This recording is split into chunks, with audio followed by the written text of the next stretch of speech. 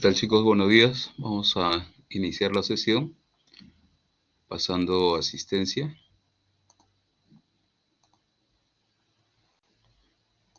A ver, atención a la lista, ¿eh? Azarte,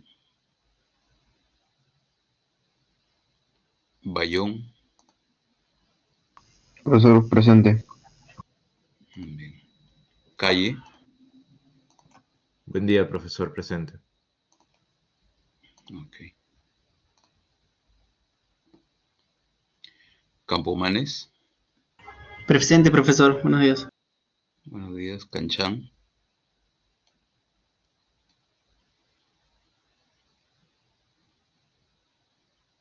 Canchari, Carrasco, Carrasco, Charaja, Profesor. Presente, profesor. Charaja, ¿no? Sí, profesor. Ok. Profe, Cisneros, Diego Carrasco. Cisneros, Presente.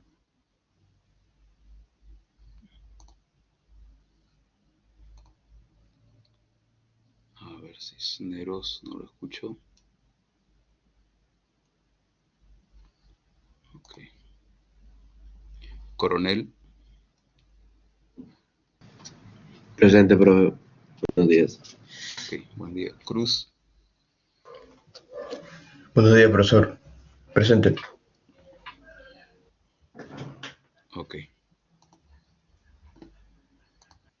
Galván, Buenos días, profesor presente. ujú, buen día. Gamarra,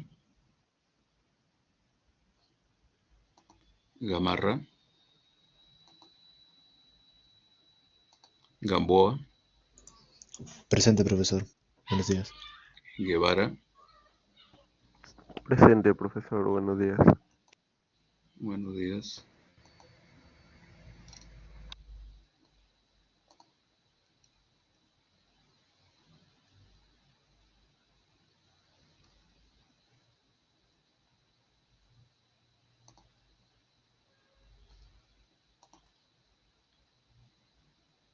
Bien, Gamarra me quedé, ¿no? Gamboa,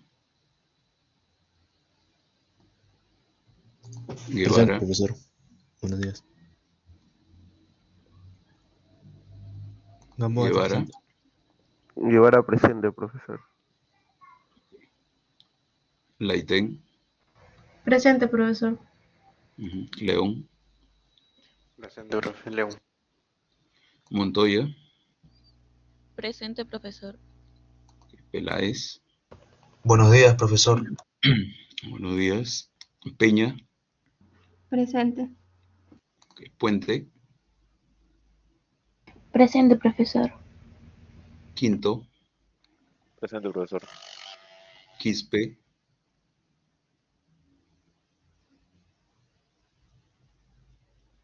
Quispealaya, Presente, profesor. Robles, Román, Presente, profesor. Solórzano, Buen día, profesor. Presente. ok, buenos días. Soto, Presente, profesor. Buen día. buen día. Suclupe,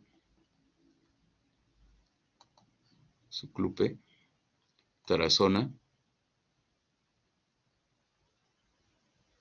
Valdivia, Presente, profesor. Buenos días. Profesor, Valdivia, ¿no? Quispe Sí, Vaca profesor. presente. Buen día, presente. Ok. Buen día, profesor. Quispe Vaca presente. ¡No! Muy bien. A ver. Verifico rápidamente las inasistencias, ¿eh? Ahora vamos a ver. Azarte. No está. Canchari. Tampoco. Gamarra. Tampoco. Quispe. Robles. Quispe Vaca, profesor. Quispe Vaca. Sí. Suclupe. Tarazona. Bien. Tenemos 6 faltos. Muy bien, entonces vamos a compartir por acá el Blackboard. Y tenemos para esta semana, que es la semana 3, vamos a hablar algo relacionado con los elementos geométricos de la carretera, como son los tramos rectos inicialmente, y luego veremos en la intersección de dos tramos rectos se va a generar una curva, ¿no?, que es de tipo circular.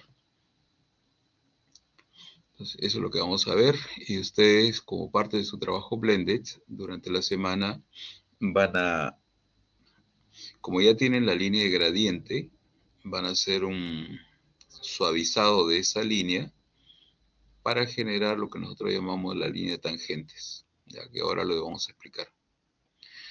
En cuanto al cuestionario para esta semana, bueno, vamos a habilitarlo de una vez. Ya está, fecha de entrega 7 de septiembre, ¿no?, hasta las 10 de la mañana. Igualmente, aquí está el enlace para la semana 3, ¿no? Línea de tangente también hasta las 7 de septiembre. 7 de septiembre hasta las 10 de la mañana. ¿Ya? Ahora, en la semana 2, vamos a ver acá, pues sobre la línea de gradiente, ¿no? A ver, ¿cuántos entregables hay? 26 alumnos han subido los archivos. 26, ok. Muy bien, entonces, vamos a ver cómo quedó ahí. Voy a ver el primer envío. Ya. Vamos a ver. El primer envío.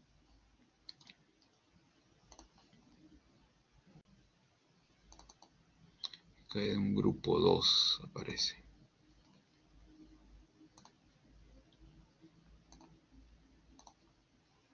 Grupo 2, entonces voy a compartir mi pantalla para que vean el civil.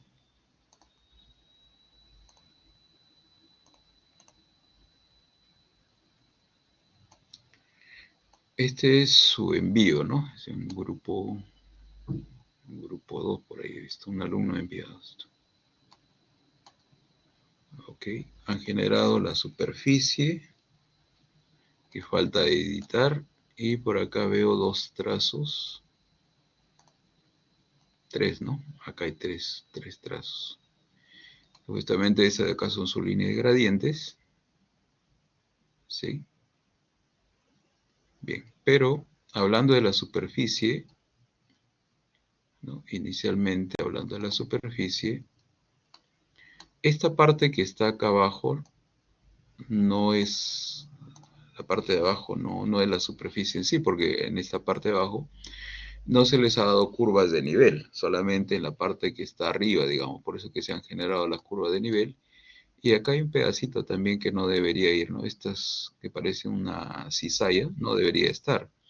Entonces, en ese caso, hay que editar la superficie, ¿no? Entonces, les voy a mostrar cómo pueden editar la superficie para eliminar esta parte inferior. Y ahí que les quede tal como les envié el archivo de curvas de nivel.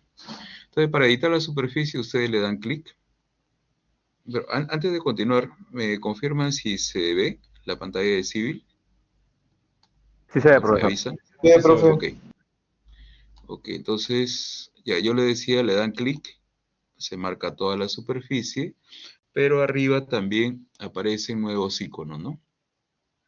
Hay uno que dice edición de superficie, y dentro de edición vamos a utilizar este de acá, borrar las líneas, pero estas líneas se refieren a la línea de triangulación. Ustedes saben que en un levantamiento se tienen puntos del terreno y esos puntos el programa los une mediante líneas. Entonces, les va a pedir que muestren las líneas de triangulación. Para mostrar las líneas, podemos hacer esto. Le dan clic, botón derecho, y se van a donde dice edición de la superficie. Acá. Entonces les aparece una ventana con varias fichas, se van a la penúltima que dice Display y activan los triángulos, que en ese momento la capa triángulos está apagada, ¿no? Entonces la activamos y ya está. Y ponemos aceptar. Entonces miren los triangulitos que aparecen, ¿no? Esta es la triangulación. En la parte de arriba hay triángulos chiquitos también, porque esa es la zona que tiene datos. Pero en la parte baja hay una línea de triángulo ya con lados muy grandes, ¿no? Eso es lo que tiene que desaparecer. Entonces, ahora sí, le vamos a dar un clic. Arriba, en edición de superficie, seleccionamos borrar línea. Y lo único que tienen que hacer es seleccionar las líneas que desean borrar. En este caso, la parte de abajo. Ahí más o menos estoy encerrando el conjunto de líneas que debo borrar. Y le damos Enter. Cuando le dé Enter, ese grupo de líneas van a desaparecer. A ver, un ratito. Vamos a repetir acá. Borrar líneas.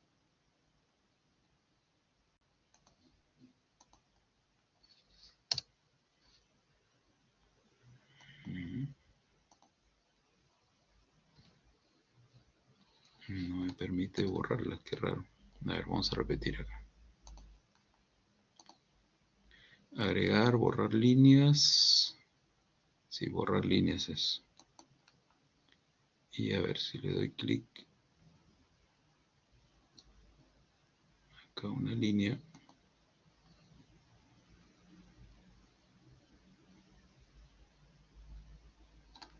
A ver, vamos a seleccionar acá un grupo de líneas. Le doy Enter. Y deberían desaparecer esas líneas. Ya. La idea es borrar esta línea de triangulación para que cuando borran la línea de triangulación desaparece la curva de nivel en esa zona. Pero acá tengo un detalle, no sé por qué está apareciendo otra forma del cursor. A ver, vamos a ver acá. Civil 3D.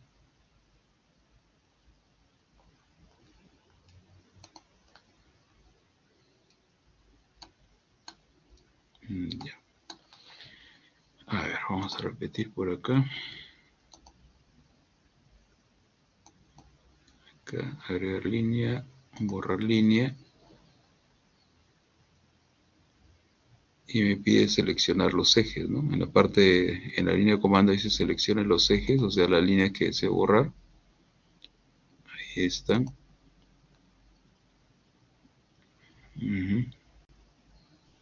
Ya está, dice que he encontrado 26 líneas. Le doy Enter y debería borrarlas. Algo está pasando, a no ser que estén bloqueadas estas capas. Vamos a ver por acá.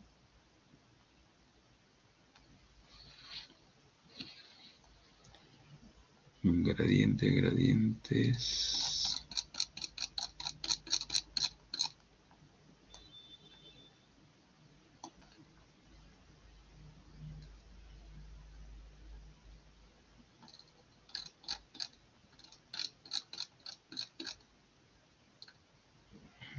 Contornos, contornos, está bien.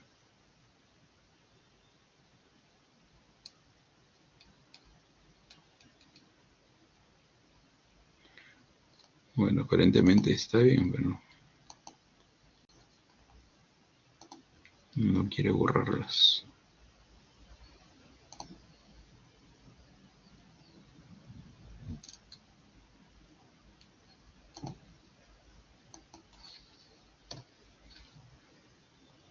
Ah, ya.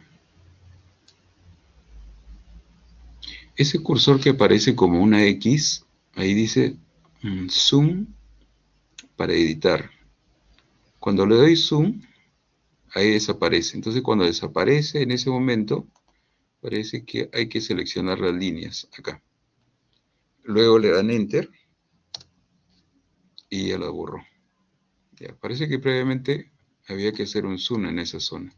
Acá también, ¿no? Esta parte ya desapareció ese mensaje de zoom. Luego trato de formar un rectángulo, pero que ese rectángulo incluya aquellas líneas de triangulación que deseo borrar. Una vez que están seleccionadas esas líneas, le dan Enter y desaparecen, ¿se dan cuenta? Esas curvas de nivel que no son parte del terreno en sí.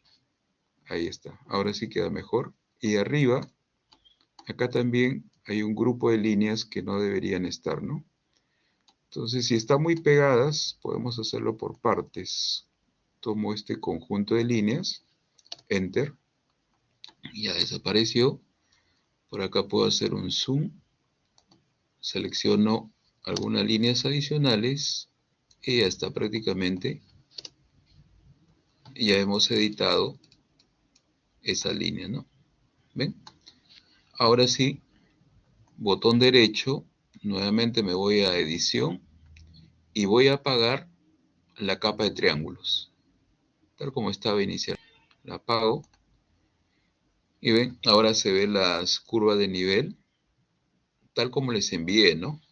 Así debería de quedar. Entonces, ese es el procedimiento para editar cuando aparecen líneas en zona donde en realidad no tienen datos para generar la curva de nivel.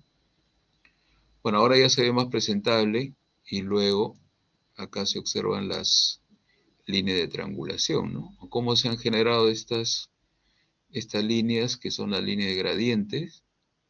Bueno, me imagino que acá tendrán sus circunferencias. Ya, circunferencias. Por ejemplo, para el trazo azul.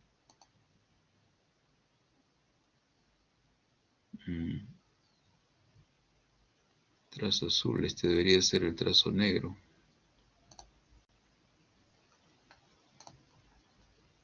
A ver.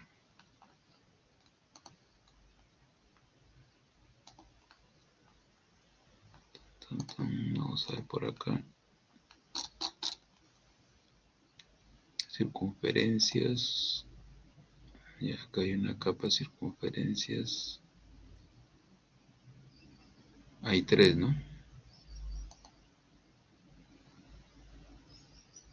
A ver. Ya, por ejemplo, para la línea intermedia, ¿no? Ahí se notan estas circunferencias. Ok. Ahora, estas curvas de nivel, ¿cada cuántos metros están? Vamos a ver acá en información, contornos. Ahí aparece intervalos, cada 5 metros. Ya, ok, está bien, cada 5 metros.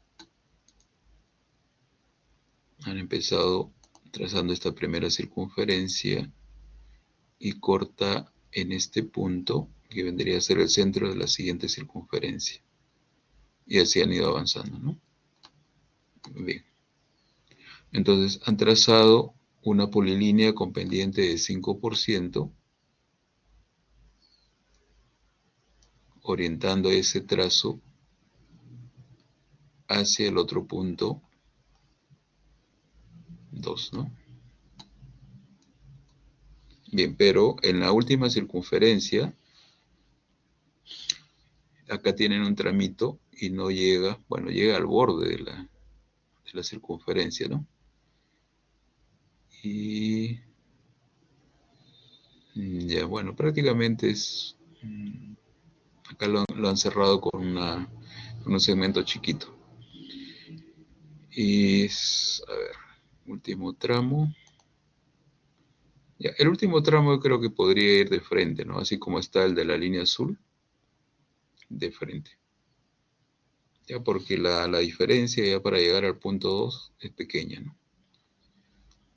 Muy bien, entonces parece que acá no hay problemas en este trabajo. Muy bien, entonces voy a apagar sus curvas de nivel. Aquí las activé. Como les decía, las curvas de nivel no la borren, ¿no? les permite hacer alguna verificación en algún momento, ¿no? Verificar si el trazo de la línea gradiente en realidad se ha trazado con una curva de nivel de un radio necesario para la pendiente con la cual han efectuado su línea de gradiente. Muy bien, entonces ahora para esta semana lo que tienen que hacer es reemplazar esta línea de gradiente. Vamos a dejar acá una línea de gradiente nomás, ¿ya? Una línea, por ejemplo, la de color negro. ¿Dónde está? Línea de gradiente. Ya voy a apagar esta de acá. La 1, la 3. Y me quedo con una línea de gradiente. Bien. Ahí está. Como verán, está compuesta por pequeños segmentos. En este caso deben tener más o menos 100 metros, ¿no? Cada tramito. Ya. Van a crear, tal como se explica en la guía del estudiante, una nueva capa que se va a llamar, vamos a ponerle 0 tangente, ¿no? Línea de tangente. Línea de tangente. Bueno, en este caso será tangente 1, 2, 3, ¿no? De acuerdo a lo que corresponda. Tangente. Y le van a dar un color. Por ejemplo, le voy a poner este naranja y un grosor de línea también. Ahí está, tiene 40. Muy bien. Entonces ya está, he cambiado de capa a tangente y la idea es reemplazar estos tramos pequeños por tramos de mayor longitud. Es decir, ustedes van a seleccionar acá polilínea y digamos empiezan desde el punto 2 y este conjunto de tramos, si se dan cuenta, estos tramos de acá están más o menos alineados. O sea, lo que voy a hacer es trazar hasta por acá una línea que sea, digamos, el promedio de ese conjunto de tramos. ¿Ya? Ahí. Después, si observo, esta parte podría trazar más o menos una línea promedio hasta por acá, digamos. Y así, lo que voy a hacer en realidad es reemplazar los tramos de menor longitud por tramos de mayor longitud. Aquí voy a exagerar, ya me voy a ir hasta por acá. Y luego, estos últimos tramos, también podría tal vez generar un punto acá de quiebre. Y luego me voy al punto... No, aquí creo que voy a necesitar...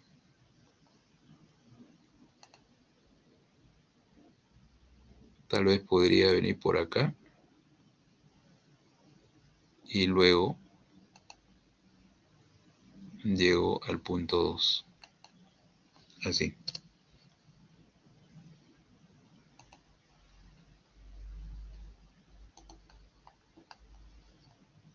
Tangente. Vamos a cambiarle el color, le voy a poner rojo.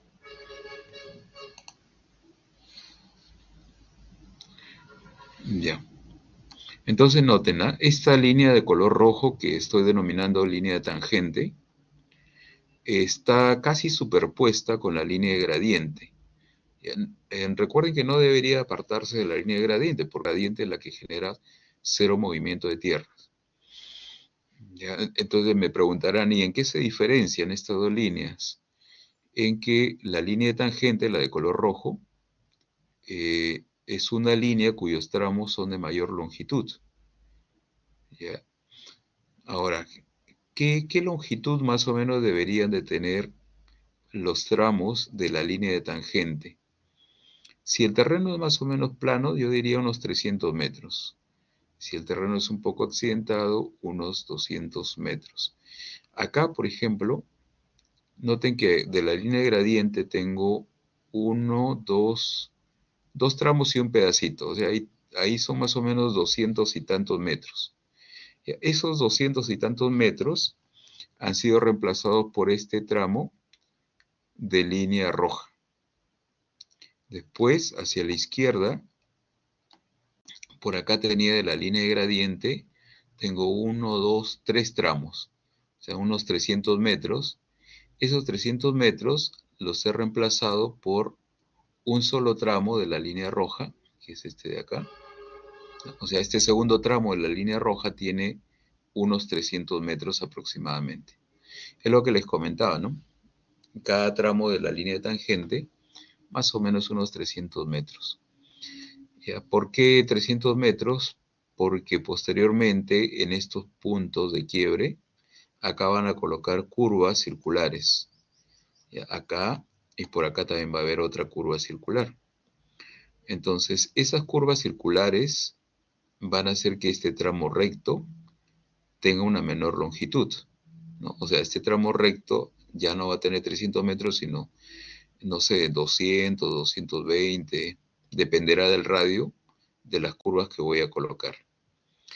¿Ya? Y esa longitud que adopta, menor a 300 metros, debe cumplir con la norma, porque la norma dice que los tramos rectos, dependiendo del tipo de curvas, deben tener cierta longitud.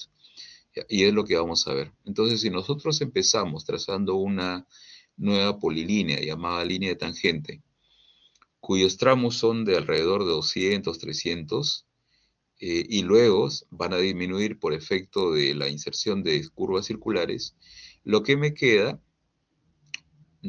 cumple con la norma.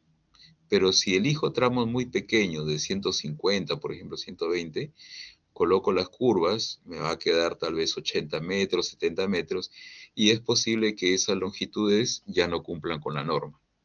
Entonces, en realidad lo que estoy haciendo es darle tramos de longitud mayor, garantizando que ya posteriormente va a cumplir con la norma. No voy a tener que volver a editar, ¿no? Bien, entonces esa es la tarea de trazar la línea de tangente, ya, pero con criterio, tratando de que sea una línea promedio a la línea de gradiente. Entonces, como tienen 3 trazos, habrán 3 líneas de tangente.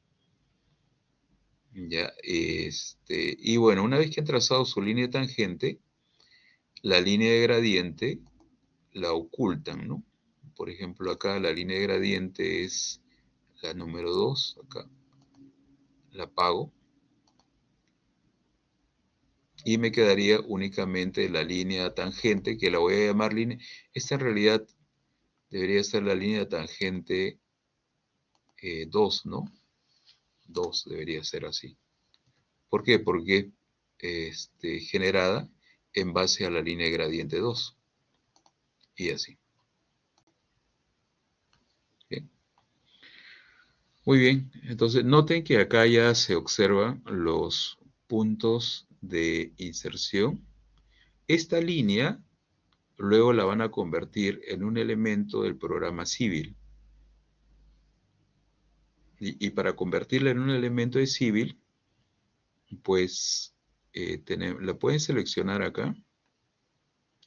Y arriba, noten acá arriba, hay una especie de bastón que dice alineamiento, ¿no? Acá hay varias formas de crear alineamientos. Es como decirles el eje de la carretera. Ya, quiero crear el eje de la carretera en función a este trazo. Entonces acá dice crear un alineamiento en función a los objetos que han sido seleccionados en este momento, que corresponde a mi línea de tangentes. Entonces yo le doy acá clic, ¿no? Enter. Entonces le estoy indicando que este conjunto de líneas va a conformar mi eje de carretera.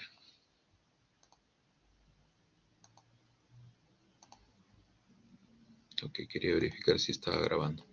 Ya, vamos a repetirlo, ¿ya? Acá.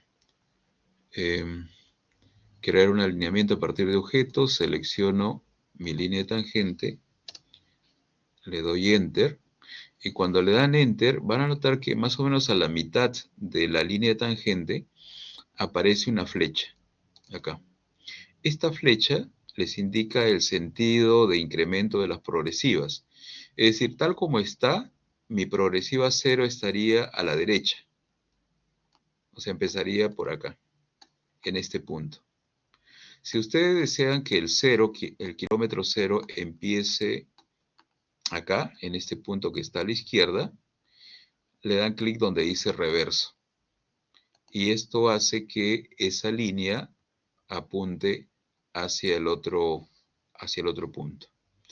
¿Ya? Entonces, una vez que está indicada la dirección, va a aparecer esta ventana y arriba van a colocar un nombre correspondiente a su eje, ¿no? Por ejemplo, este va a ser mi alineamiento horizontal en función a la línea de gradiente o a la línea de tangente 2, ¿ya? Para poder diferenciar de los otros. Y después, acá donde dice estilo del alineamiento, estilo.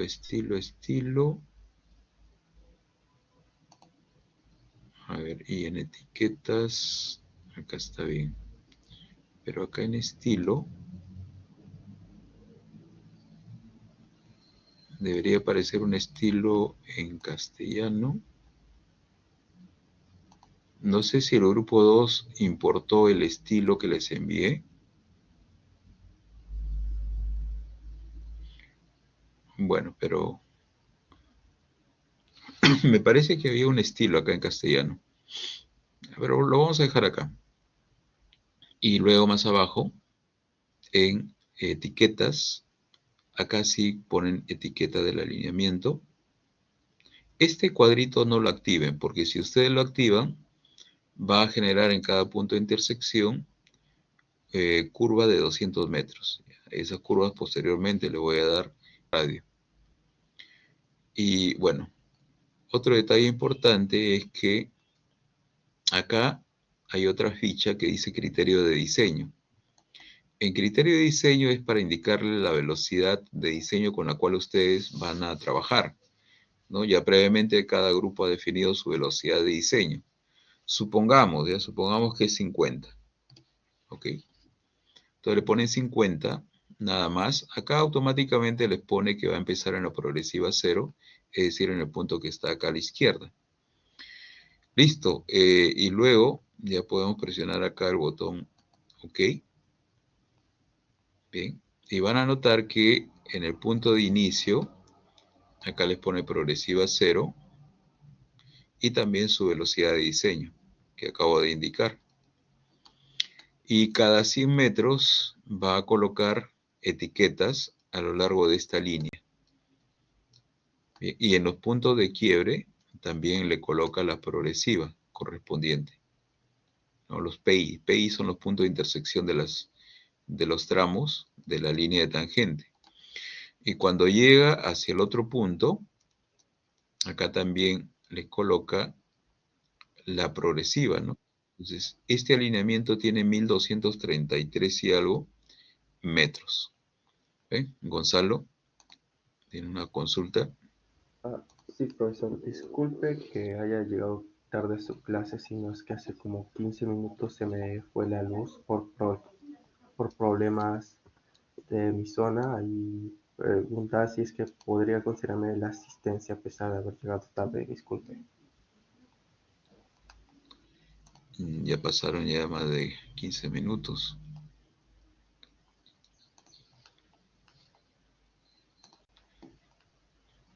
A ver. Cancharizulca. A ver.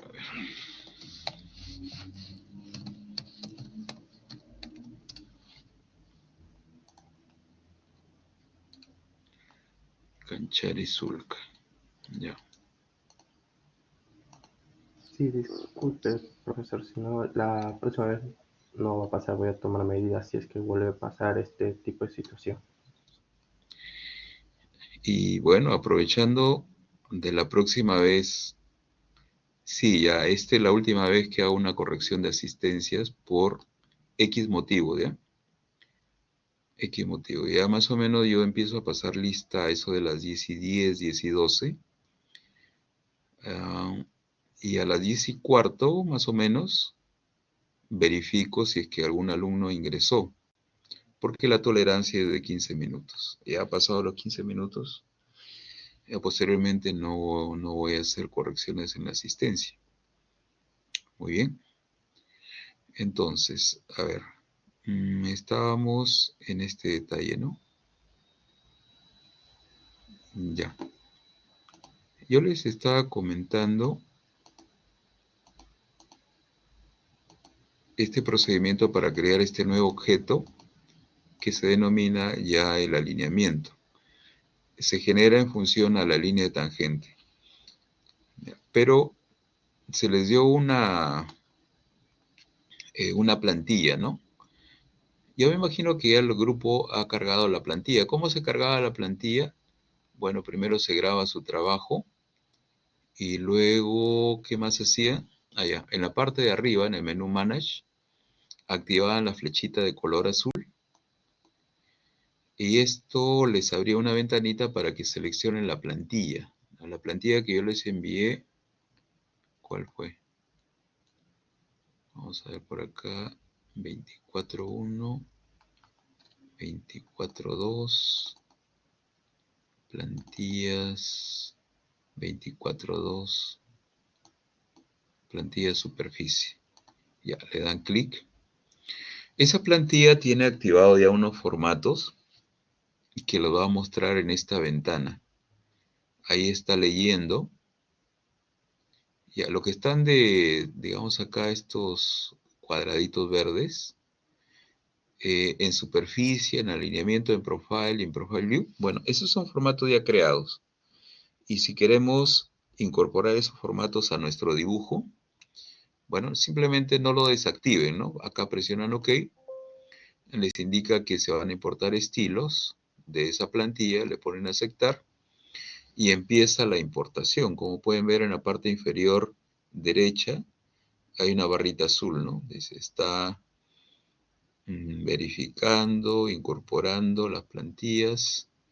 Y finalmente, cuando termina este trabajo, en otra ventanita le dice que se han importado acá tantos estilos, 1263 configuraciones, bueno, ya, aceptar. Eso es todo lo que tienen que hacer para importar los estilos. Ya una vez que han importado sus estilos, ¿no? Y han trazado su línea de tangente, como les decía, ¿no? Para generar el eje de la carretera, se van al menú Home, acá arriba le dan crear un alineamiento, a partir de un objeto. ¿Cuál va a ser ese objeto? La línea de tangente, ¿no? Le dan clic en cualquier parte, Enter. Como les decía, aparece una flechita, ya para indicarles el sentido. Ahí está la flechita. Ahora está apuntando hacia la derecha, ¿no? Ok, porque yo quiero que mi 0 esté a la izquierda. Si es así, le doy Enter de frente. Si no, ya les indiqué, pueden darle clic en reverse o reverso. Arriba, acá le van a dar un nombre. Por ejemplo, alineamiento horizontal generado con la línea de tangente 2. Ya, entonces le pongo, por ejemplo, 2, ¿no? Sí, línea 2. Ya, acá en estilo, ¿ven?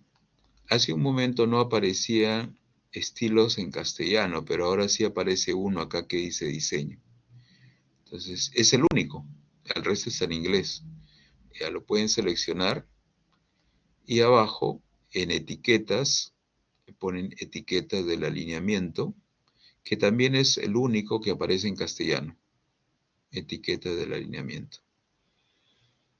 Bien, eso, y acá arriba a la derecha les dije, acá pueden colocar su velocidad de diseño, asumiendo que es 50, pongo 50, y finalmente presiono el botón OK, ¿no?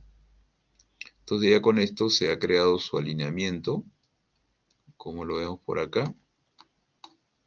Ahí está, ¿no? Empieza en la progresiva 0, velocidad 50. Coloca algunas marcas chiquitas cada 20 metros y cada 100 coloca una etiqueta, ¿no? Y así se va hasta el final. Hasta el final, acá por ejemplo me está indicando que el otro punto 2, ¿no? Su progresiva es 1 más 233, o sea, tiene 233 metros adicionales. Ya, 1 kilómetro más 233 metros. Bien, ese es el tramo que ustedes van a diseñar.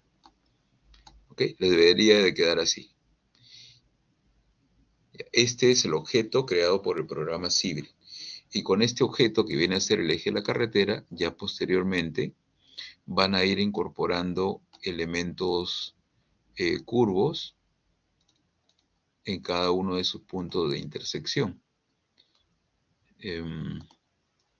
Por ejemplo, acá no. Voy a mostrarles simplemente, pero esto lo vamos a ver más adelante.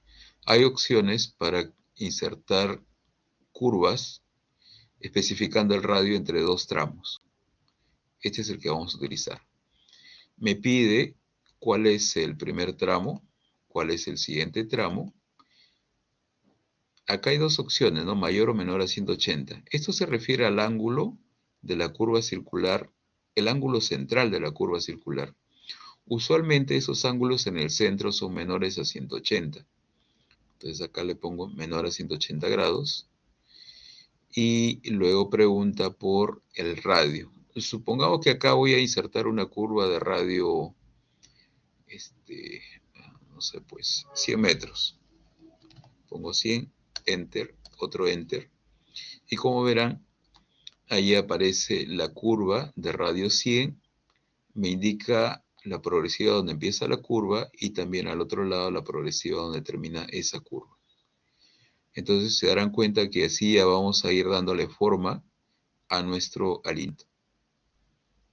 ¿Ya? Entonces ahí les he mostrado más o menos lo que viene a continuación. Y todo se genera, observen, a partir de la línea de gradiente, ¿no? A partir de esa línea de gradiente he generado mi línea de tangente. La he convertido, ahí está la línea de gradiente, que es la de color negro, ¿no? Entonces tengo mi línea roja, que es la línea de tangente, la convertí en un elemento del programa Civil, que se llama alineamiento. Y posteriormente, activando esta barrita, voy a poder insertar en los puntos de quiebre elementos curvos. Bien, pero para ello primero necesito averiguar, digamos, según norma, cuánto es el radio mínimo. Acá le he puesto 100, pero en este momento yo no sé si 100 es mayor o igual al radio mínimo. Ya, primero tengo que averiguar ese dato para ya posteriormente incorporar ese radio donde corresponda. Muy bien, entonces vamos a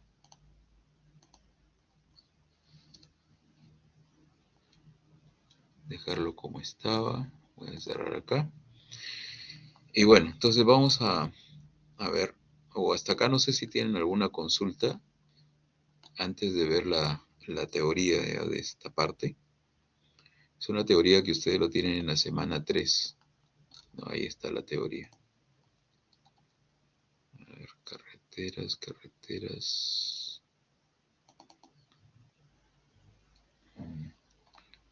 Vamos a ver por acá dónde está la teoría.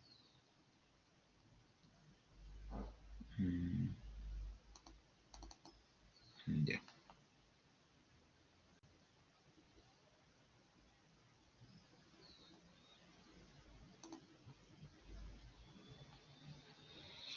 Ok, miren, estos son digamos, los capítulos que vamos a ir revisando.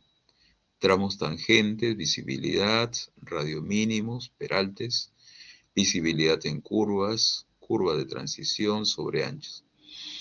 Entonces, en las semanas que vienen vamos a ir desarrollando estos temas. Vamos a empezar con tramos rectos o tangentes y temas de visibilidad a lo largo de los tramos rectos. Bien. Ahí, por ejemplo, ustedes ven acá la línea de tangente, ¿no? Acá es línea de tangente. O sea, este trazo que ven por acá, esta polilínea, es la línea de tangente. Ya les expliqué cómo se va a crear la línea de tangente. Y en los puntos de intersección, ahí vamos a colocar curvas circulares con radios diferentes, ¿no? Un radio que se adopte, ¿no? Adopte la configuración del terreno, o sea, la curva de nivel, para que no genere mucho movimiento de tierra. Pero siempre ese radio debe ser mayor al radio mínimo. Entonces acá nos dice que este alineamiento horizontal, este de acá, está formado por una serie de tramos rectos y curvos. Los tramos curvos pueden ser curvas simples o curvas compuestas. Este de acá es una curva simple, es decir, tiene un solo radio, ¿no? Un solo centro. Acá también tengo una curva simple. En algunos trazos puedo tener un arco, ¿no? Un arco acá con un centro y otro arco con otro centro, o sea, con radio diferente. Ese es lo que se llama curva compuesta. Se recomienda, en la medida de lo posible, trabajar con curvas simples, no con curvas compuestas, a no ser que el caso lo amerite. Bien. Entonces, estas curvas van a unirse mediante tramos rectos. Acá tenemos un tramo recto. Entonces, acá dice, pueden ser unidas a los tramos tangentes mediante curvas de transición también. Las curvas de transición son unos elementos que posteriormente los vamos a colocar acá, ¿no? En el encuentro entre la curva circular y el tramo recto. Acá también, entre tramo recto y curva circular. A la entrada y acá también a la salida. Ya, son unas curvas, son curvas como espirales que permiten suavizar el trazo. Ya, dentro de alguna de sus propiedades suavizan el trazo y también permiten una transición gradual de un tramo recto a una curva circular. Bien, esas van a ser las curvas de transición o llamadas también clotoides. Aquí, a la izquierda, noten, tienen dos tramos rectos y una curva circular. Ya. Acá a la derecha hay una imagen donde se nota a la altura del vehículo en la curva circular, pero como que está bastante notorio, ¿no? El arco circular. Si a esta curva circular, al inicio y al final, le coloco elemento de transición, ¿qué es lo que genero? Suavizo ese trazo, o sea, ya no se ve tan pronunciada la curva circular, sino que el trazo es más suave. Bien. Entonces, por eso les comentaba que las transiciones que se colocan en la zona de encuentro de tramo recto con curva circular permiten suavizar el trazo geométrico. Bien, y también permiten una transición gradual del tramo a la curva circular, porque noten que en un tramo recto el radio de curvatura es infinito y la curva tiene un radio determinado. Entonces, en este punto donde se encuentra el tramo recto con la curva circular, acá hay una transición de radio infinito a radio constante. Para que esa transición no sea tan brusca, por eso es que se colocan acá curvas de este tipo, ¿no? Las transiciones. Esa transición, aparte de que permite mejorar el trazo, también permite cambiar gradualmente o pasar gradualmente de un radio infinito a un radio constante. Bien, tiene varias propiedades. Entonces, regresando a la parte de tramos rectos o tramos tangentes, ahí ustedes pueden apreciar, ¿no? Tramos rectos, por acá hay otro tramo, acá hay una curva y luego voltea hacia la izquierda. Entonces, estos tramos rectos deben tener longitudes mínimas y máximas, lo cual dependerá de la velocidad de diseño, la que ustedes han elegido, ¿no? Y también del tipo de alineamiento entre curvas. ¿Ya? O sea, las curvas horizontales que se van a incorporar van a tener ciertas denominaciones que las vamos a ver a continuación. ¿Ya? Y en función a esas denominaciones, vamos a ir verificando en la norma cuál es la longitud mínima y máxima que corresponde. Bien. Vamos a ver si podemos hacer acá un trazo rápido. Ya. Imagínense que tengo así un tramo recto, ¿no? Entonces podría colocar por acá a la izquierda una curva así y a la derecha una curva, pero en el sentido opuesto. No me salió bien.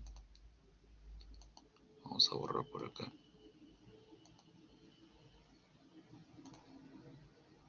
Algo así. ¿Ya? Curvas con radios diferentes. Entonces acá me queda un tramo recto. A este tramo recto lo llaman tramo recto tipo S. ¿Ya? Porque se parece a una S. Pero también podría tener un tramo recto, acá una curva en este sentido, y a la salida se mantiene el sentido. Entonces, este tramo recto se le denomina tipo O. Ya, ese va a ser un tramo recto tipo O. Y en la norma, dependiendo si es tramo recto tipo S o tipo O, se dan las longitudes mínimas o máximas también que puede tener cada uno de ellos. Entonces, acá están los valores o las fórmulas que me permiten hallar esos valores mínimos. Noten acá tenemos para tramos tipo S, ¿no? Acá ven arriba hay un tramo tipo S. La longitud mínima está dada por esta relación, 1.39 de su velocidad de diseño, ¿no? Ya la velocidad de diseño se ha definido anteriormente. Ustedes ya tienen su velocidad de diseño. Entonces, la longitud mínima para ese tramo recto tipo S vendría a estar dada por esta fórmula. Acá hay otro, ¿no? Abajo. Este es un tramo recto, pero la curva de entrada tiene digamos, una curva hacia la derecha y a la salida también mantiene ese giro hacia la derecha. Entonces, este es un tramo recto tipo O. La longitud mínima para tramos rectos tipo O se determina con esta relación. Y para ambos casos, ya sea tipo S o tipo O, la longitud máxima del tramo recto está dada por esta relación. Como verán, depende de la velocidad de diseño. Entonces, se ha elaborado en la norma un cuadrito, que es este de acá, ¿no? La tabla 302.01, donde ya todo está, digamos, tabulado. Si, digamos, la velocidad de diseño es 50 y tengo un tramo recto tipo S, la longitud mínima es 69 metros, ¿no? ¿Y cuánto sería su longitud máxima? La tenemos acá, 835 metros. Si tuviese un tramo recto tipo O, para esta velocidad, entonces la longitud mínima sería 139 metros y la máxima 835 metros. Entonces, esto es lo que ustedes van a ir verificando posteriormente. Dependiendo del tipo de curvas que tengan, van a verificar que los tramos rectos cumplan con esta tabla. Esta es una primera verificación. ¿Bien? Ahora, si ya han verificado que los tramos rectos están cumpliendo con su longitud de mínimas y máximas, veamos temas de visibilidad, ¿no? Porque por esa carretera los vehículos van a empezar a circular. Ahora, cuando el vehículo circula, es posible que en el carril aparezca un objeto, ¿no? Que puede ser una roca, una persona, un animal que está ahí en su carril, y si el conductor, ¿no?, a lo lejos observa ese obstáculo y decide detenerse, pero sin colisionar con el obstáculo, debe tener una cierta distancia que le permita detener el vehículo sin llegar a colisionar con el obstáculo. Entonces, esa es la distancia mínima que queremos averiguar. ¿Cuántos metros se requieren como mínimo en el tramo recto para que el vehículo frene pero sin impactar con el obstáculo? A esa distancia la vamos a llamar distancia de visibilidad de parada. ¿Okay?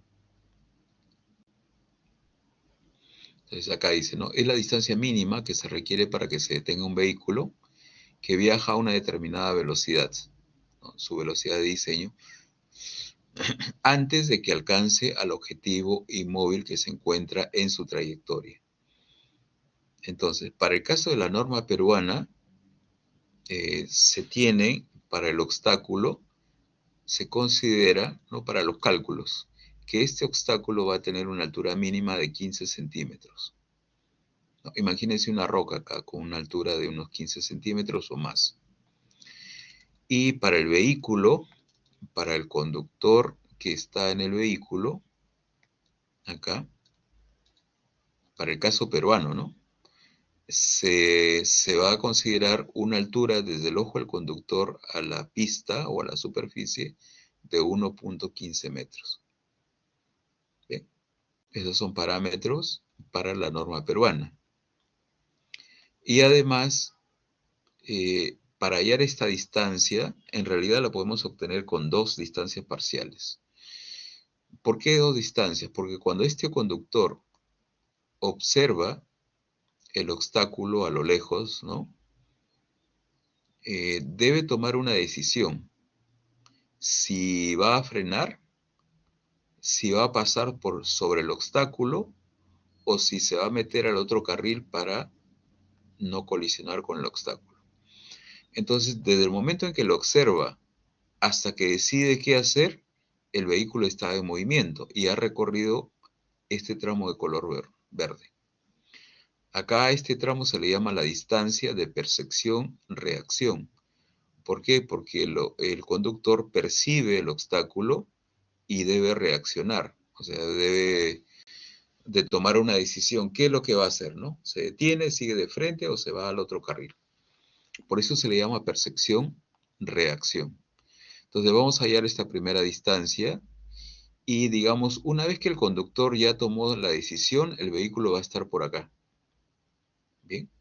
Si decide frenar, presiona el pedal del freno, pero el vehículo no se detiene al instante, sino que patina y avanza un tramo. Ese segundo tramo viene a ser la distancia de frenado, DF. Bien, y acá está explicado, ¿no? DF, distancia recorrida durante el tiempo de frenado. Entonces lo que yo busco, la longitud mínima que estoy buscando, para que no impacte con el obstáculo, es la suma de estas dos distancias. La distancia de visibilidad de parada que necesito es la suma de DPR, distancia de percepción-reacción, más la distancia de frenado. Bien, entonces en lo que viene a continuación, vamos a ver cómo podemos calcular estas dos distancias.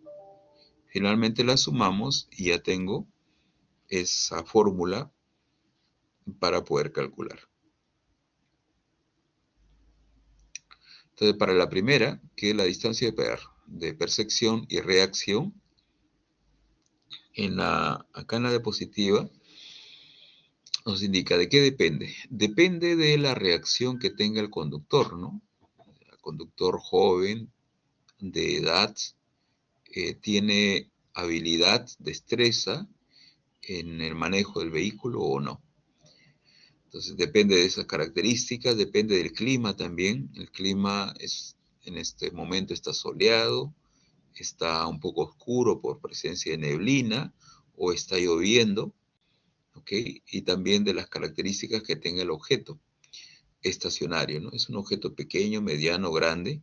Lógicamente, si es grande, el conductor lo va a poder observar desde una distancia mayor, ¿no? Y eso conviene para que tome su decisión y si decide frenar, bueno, lo va a poder hacer teniendo una mayor distancia. No va a haber problema. Bien, entonces, dependiendo de la situación y las características del conductor, se ha estimado que este tiempo de percepción-reacción varía entre medio segundo a 4 segundos. ¿No? ¿Por qué? Por las diferentes características, ¿no? Tamaño del objeto, edad, habilidad del conductor, las características del clima, etc. Entonces, para efectos del análisis, en la norma peruana nos dice, ¿no? Considere un tiempo de reacción mínimo de 2 segundos. Eso es lo que se indica como tiempo de reacción mínimo en la norma peruana. La norma americana, que es la AASHTO, para efectos de cálculo nos recomienda trabajar con un tiempo promedio, o sea, no con el mínimo, sino con un promedio, y recomienda utilizar 2.5 segundos. Bien. Entonces, en este primer tramo de percepción-reacción, el vehículo se está desplazando, no vamos a asumir a una velocidad constante, que viene a ser la velocidad de diseño. Y para hallar la distancia, utilizamos esta formulita, ¿no? Distancia, velocidad por tiempo. La velocidad vendría a ser su velocidad de diseño. Y este tiempo de percepción-reacción, la recomendación de la norma americana, 2.5 segundos. Entonces, al colocar en la fórmula acá 2.5 segundos, ¿no? Esta velocidad se ingresa en kilómetros por hora. Pero como tenemos ahí un problema de unidades, la velocidad en kilómetros por hora y el tiempo lo vamos a ingresar en segundos, tal como dice acá. Por eso es que para convertir o para compatibilizar las unidades, acá en la fórmula inferior aparece 3.6. Ya, esta constante es por las unidades. Acá lo que tienen que hacer es ingresan su velocidad en kilómetros por hora, el tiempo de percepción, reacción en segundos, bien, y les va a dar la distancia en metros. Ya, ojo con las unidades para que les salga valores aceptables. Y bien, con esto ya tengo el primer tramo. Ahora el vehículo, ¿no? Ya recorrió esa distancia y se encuentra en este punto. En este punto, el conductor frena y va a haber acá un movimiento uniformemente desacelerado, que ustedes ya lo conocen, ¿no? Porque lo han visto en sus cursos de física del colegio, ¿no? En el colegio, en inicial, ya han visto esta fórmula, ¿no? ¿Se acuerdan cuál es la fórmula de movimiento uniformemente desacelerado? ¿No? Va con un signo menos la fórmula, ¿no? Porque el vehículo está desacelerando, se está deteniendo. Entonces, para recordar, acá está la fórmula, ¿no? ¿Se acuerdan su fórmula de colegio? ¿No? De primero de primaria, creo que les enseñaba. Acá está, velocidad por tiempo menos porque es desacelerado, aceleración por tiempo al cuadrado entre 2. Ahí está, ¿no? Adicionalmente a esta relación había otra, ¿no? Velocidad final es igual a velocidad inicial menos aceleración por tiempo. Pero acá, como la velocidad final va a ser 0 porque el vehículo se detiene, me quedaría esta relación, ¿no? Velocidad inicial es aceleración por tiempo. Y esta relación la puedo reemplazar acá arriba, ¿sí? Para el tiempo, ¿no? Acá despejo el tiempo y lo voy a reemplazar acá arriba.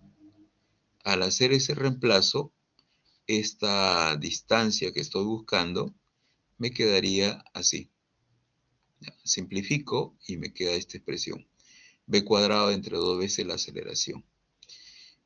Pero esta aceleración también la puedo calcular o la puedo expresar en función a otros parámetros, como son la aceleración de la gravedad y la fricción que se da entre los neumáticos y la superficie de rodadura. Entonces, para ello, ustedes saben también que cuando un móvil está en movimiento, la sumatoria de las fuerzas externas, ¿a qué es igual? Todas las fuerzas que actúan en ese vehículo, la sumatoria, es igual a la masa por la aceleración. Ya, la masa la puedo expresar en función al peso, entonces puedo sacar acá algunas relaciones adicionales que necesito.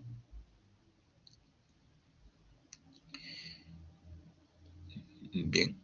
Entonces, de esta relación donde la sumatoria de fuerzas es igual a la masa por la aceleración, voy a poder despejar mi aceleración y me va a quedar en función a F, que es F, el coeficiente de fricción, en este caso longitudinal, y el valor de G, de la gravedad, ¿no? 9.8 metros por segundo al cuadrado.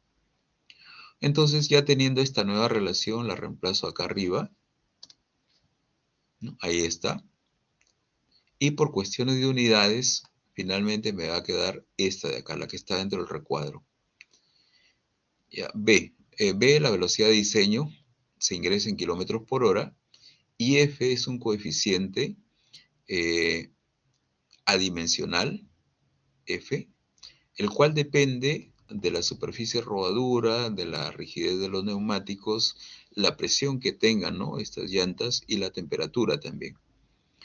Entonces, solamente para hallar esa distancia necesitaría conocer, acá necesito conocer el valor de F, ¿no?, el coeficiente de fricción longitudinal. Entonces, como ya tengo las dos fórmulas para las dos distancias, acá las estoy sumando para obtener mi distancia de visibilidad de parada. Bien, noten que en este cálculo estoy asumiendo que el vehículo se está desplazando en un tramo recto horizontal, ¿no? O sea, no estoy tomando en cuenta todavía el efecto de la pendiente, una pendiente positiva o una pendiente negativa. Entonces, acá nos indican, el coeficiente de fricción F no es constante, ¿no? Los estudios que se han realizado sobre pavimento húmedo y a diferentes velocidades iniciales. ¿Por qué húmedo? ¿Por qué pavimento húmedo? Porque para hallar esta distancia debo ubicarme en la situación más desfavorable. ¿Cuándo la situación es más desfavorable? Cuando está lloviendo. No, imagínense, cuando hay neblina, está lloviendo, es una situación desfavorable. O sin neblina, está lloviendo simplemente. ¿Qué pasa cuando un vehículo frena en una pista que está mojada? Patina, ¿no? Patina. Entonces, esa es la situación más desfavorable. Entonces, ya se han hecho estudios para, en estas situaciones, poder determinar el coeficiente de fricción longitudinal. Y en este caso, esta es una tabla de la norma americana, ¿no?, elaborada para hallar distancia de parada en pavimentos húmedos y a nivel, o sea, en zona de lluvia y en tramos horizontales. Entonces, de esta tabla de Ashto, vamos a tomar únicamente ese coeficiente de fricción que está dentro de este rectángulo rojo. Por ejemplo, si su velocidad de diseño es 40, ¿cuánto vale F? 0.38. Ya, esto es cuando el pavimento está mojado, ¿no? Situación más desfavorable. Entonces no se olviden, ¿ya? Si necesitan ese coeficiente y si ya tienen su velocidad de diseño, lo pueden sacar de esta tabla. Muy bien. Y finalmente, incorporo el efecto de la pendiente. Si el vehículo se desplaza por un tramo en subida, o sea, una pendiente positiva, cuando frena, ¿qué va a pasar cuando frena? Avanza una distancia menor, ¿no? En cambio, si el vehículo está de bajada y frena, se va a desplazar también una distancia, pero un poco mayor, ¿no? Porque estaba de bajada. La componente del peso del vehículo lo ayuda a que se desplace una distancia mayor a cuando la pendiente es positiva. Muy bien. Entonces, por eso dice acá, cuando está de bajada, las distancias de parada son más largas que cuando el vehículo está subiendo. Y eso me indica que en mi análisis yo debo considerar, ¿no?, para el cálculo de la distancia de parada, como situación más desfavorable cuando el vehículo está de bajada, ¿no? Porque acá me dicen que las distancias de parada van a ser más largas. Entonces yo debo calcular siempre para la situación más desfavorable. Entonces, acá lo que necesito es la pendiente. ¿Ya? Y esta pendiente, según recomendación de la norma, se va a colocar en el segundo, acá, ¿no? En esta segunda fórmula, la que calculamos para la distancia de frenado. ¿Se acuerdan que era b cuadrado entre 254f? Bueno, pero ahora a este f le agrego el efecto de la pendiente. Acá está más menos porque la pendiente puede ser positiva o puede ser negativa. Y ojo que en esta fórmula, como ven acá, la pendiente ingresa en decimal. El f es adimensional. La velocidad en kilómetros por hora, el tiempo ingresa en segundos. Y esto es importante. Aquí están los, digamos, las variables, sus unidades. Ya, no se vayan a equivocar, porque si se equivocan, les va a dar una distancia de parada diferente, pues, no la que se necesita. Muy bien. Entonces, hasta acá, hasta esta parte, preguntas que tengan sobre la fórmula para hallar la distancia de parada.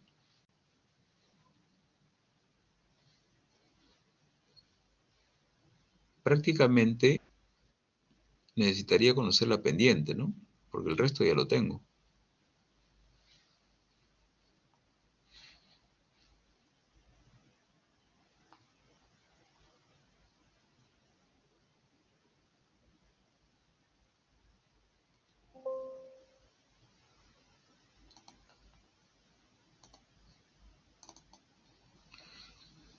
A ver, vamos a ver. No sé si por acá tengo la formulita. Longitud.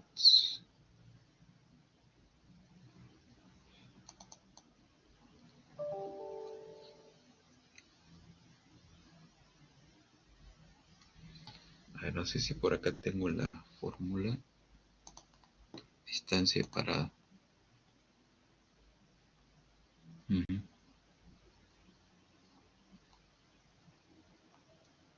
Sí. No, miren, acá está la fórmula, ¿no? Que les acabo de mostrar. Distancia de parada, velocidad por tiempo de percepción, igualito a la que les acabo de mostrar, ¿no? Y acá abajo está la tabla de coeficientes de fricción. ¿Ok? Entonces, acá a la derecha, en esta zona, ¿qué es lo que he hecho? He colocado la fórmula para calcular la distancia de parada. Acá abajo, ¿no? Distancia de parada. Por ejemplo, miren, ahí está la fórmula correspondiente, pero para utilizar esa fórmula necesito los parámetros que me dan, ¿no? Por ejemplo, acá en velocidad de diseño, supongamos que me dan 40, ya le pongo 40. Tiempo de percepción-reacción, por recomendación de la, o sea, si no me dan el tiempo de percepción-reacción, asumo la recomendación de Ashton, 2.5 segundos. Coeficiente de fricción, ¿de dónde sale? Como la velocidad es 40 del cuadro, ¿no? Que está en la parte baja. Ahí está, ¿no? Para 40 es 0.38. Entonces acá está 0.38. Y supongamos que me dicen que el tramo que estoy analizando es de bajada, con 4%. ¿Ya? Entonces lo pongo así. Como el valor de la pendiente ingresa en decimal, si es 4% sería menos 0.04.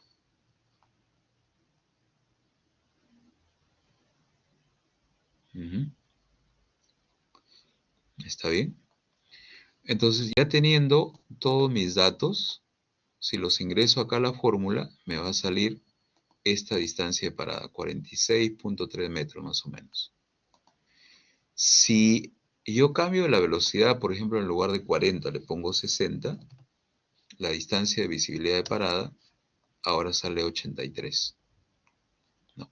Y así puedo, si la pendiente no es 4%, sino, miren, con 4% está saliendo 46, ¿no? De bajada. ¿Qué pasa si le pongo pendiente positiva? en lugar de menos, más. Cambia de 46 a 42. ¿No? Por eso, como se indicaba en la figura, cuando el vehículo está de bajada, la distancia de parada es mayor que cuando está subiendo. Entonces ahí ustedes lo pueden verificar. En positivo 42.7 y en negativo 46.3. Entonces, por ejemplo, si a mí me dan como dato, me dicen, mira, tienes una vía de 2 carriles, ¿no? Vista en planta, se ve así, ¿no? Acá está el eje, y ahí tienes tus 2 carriles. Van en un sentido y en el otro sentido. Bien. Y me dicen que, bueno, mi velocidad de diseño es 40, y también me dicen que este tramo tiene una pendiente de 4%. Este tramo que les he dibujado acá, de los carriles, tiene una pendiente de 4%. Ya, un tramo recto de 4%. O si quieren, más 4%. Así. O sea, si lo vemos de perfil, más 4% quiere decir que está así, ¿no? Subiendo. Los vehículos se van a desplazar así. 4%. Para una velocidad de 40, ¿cuánto vale la distancia de parada? O sea, la pregunta finalmente es, ¿lo calculo con menos 0.04 o con 0.04?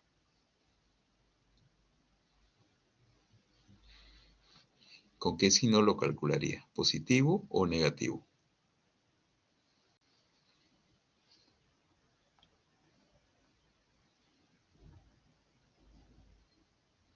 Negativo. ¿Qué dice? Negativo porque debo analizar la situación más desfavorable. O sea, cuando el vehículo va a frenar, se desplaza a una distancia mayor si considero la pendiente positiva o si considero la pendiente negativa. Y ya hemos visto que cuando la pendiente se considera negativa, la distancia de parada va a ser mayor. Entonces, esa es la situación más desfavorable que tengo en este caso. Y ahora, y algunos me dirán, pero usted dice que la pendiente es positiva 4%. ¿Y por qué le pone menos 0.04? Porque, si bien es cierto que la pendiente en ese tramo es positiva, algunos vehículos por un carril van a estar subiendo, ¿no? O sea, positivo 4%. Pero al otro lado, en el otro carril, el vehículo o los vehículos están de bajada. Entonces, ahí su pendiente es menos 4%. Entonces, para esos vehículos que están de bajada, si encuentran un obstáculo y deciden frenar, entonces yo considero la situación más desfavorable, que es con pendiente de menos 0.04 y la distancia sería 46.3 metros, ¿no? Esa es su distancia de parada. Entonces no se olviden de ese detalle. Y acá a la derecha, en realidad es la misma fórmula que está acá a la izquierda, pero ¿se acuerdan que este F de acá salía de la aceleración? Ya, entonces en lugar de colocar el F, le he dejado acá su versión original. El F era aceleración entre 9.81. Esta fórmula también se muestra en el manual de carreteras. ¿Por qué? Porque en algunos casos les pueden dar el valor de la aceleración. Entonces, si a mí me dan el valor de la aceleración, trabajaría con esta fórmula. Supongamos, si me dicen que la aceleración o la desaceleración en esa zona es de 3.73, ¿no? Supongamos que le dan ese dato.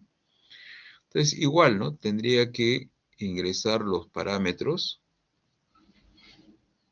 como vemos acá, velocidad de 40, tiempo de persecución-reacción 2.5, una desaceleración de 3.73, mantengo mi pendiente y me sale pues mi distancia de parada 46.3 más o menos, como este de acá. Eso quiere decir que para este F que hemos encontrado para esta velocidad de 40, la tasa de desaceleración promedio es 3.73. ¿Ya? Pero, o sea, si me dan la tasa de desaceleración, podría utilizar esta fórmula de acá. Si no me dan la tasa de desaceleración, utilizo mi coeficiente de fricción, o sea, este de acá. Y el F, ¿de dónde lo saco? Lo saco de la tabla que ya hemos visto. Entonces, ahí tiene algunas variantes, pero que en el fondo es lo mismo, ¿no? Es lo mismo. No olvidarse siempre calcular la distancia de esta distancia de visibilidad de parada para la situación más desfavorable. Siempre. ¿Ya? Muy bien, entonces ya tenemos esa primera distancia, que es cuando un vehículo observa un obstáculo y decide frenar. ¿Cuánto necesito como mínimo en un tramo recto? Se obtiene con esta relación. Ahora, hay otra distancia que se denomina distancia de sobrepaso. Por ejemplo, un vehículo va por su carril, encuentra otro vehículo, pero que va más lento, ¿no? Y él está apurado. Entonces, ¿qué es lo que hacen los conductores cuando están apurados? Buscan un tramo donde se permita adelantar y luego realizan esta maniobra, ¿no? Para adelantar. Bien. Bueno, este es un cuadrito donde muestra también el cálculo de algunas distancias de parada, pero para algunas pendientes, ¿no? De 3, de 6 en bajada, o de 3, 6, 9 también en subida.